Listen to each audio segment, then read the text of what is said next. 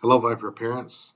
Here's a few points of emphasis for the upcoming week of September 15th. We've got some UIL dates coming up.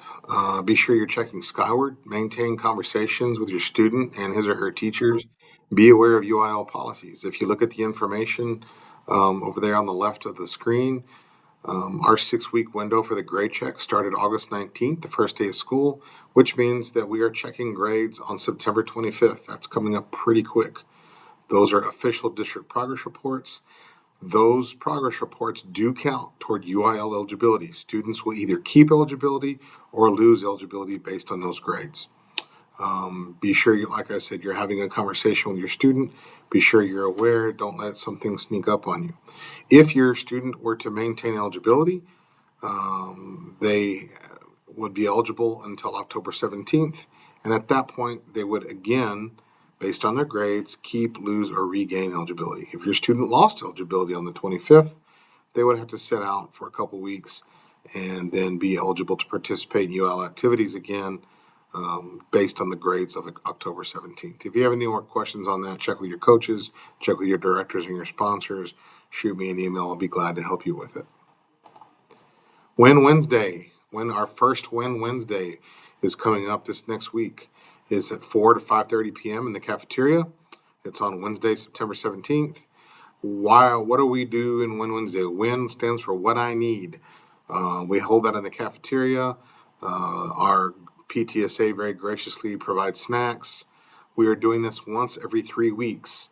It starts this Wednesday. Students come work on makeup quizzes. They can review for tests, catch up on assignments. It's tutoring. They must have work to do. It is not a hangout spot.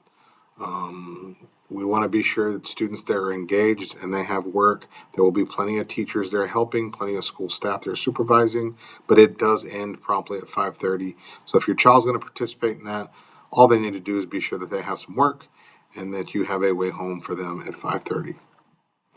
Lunchroom behavior, hand washing areas. There's a picture there. That is what our hand washing areas should look like. There should not be paper towels on the ground. I would think that probably doesn't happen at your home. We've been having an issue with this. Students will wash their hands and then they just throw the towels on the ground. As you can see, the giant wastebasket that's there to collect all the unwanted materials. All they have to do is lean over and throw it in the trash. Please reinforce to them that is the proper place for the trash. In regards to lunchroom behavior, please reinforce to students that we place trash in the trash can. We don't throw it. We don't throw it at a custodian. We don't try and play basketball with the trash can. We use our indoor voices. There's a lot of shouting and yelling. I think they've got to let go of some of that emotion from being in class, obviously. It's difficult for them at their age and their socio-emotional state, but just remind them to use indoor voices appropriately. And then remind them to please respect school property. Slamming tables, things like that, once they're done with their lunch, this is not appropriate behavior.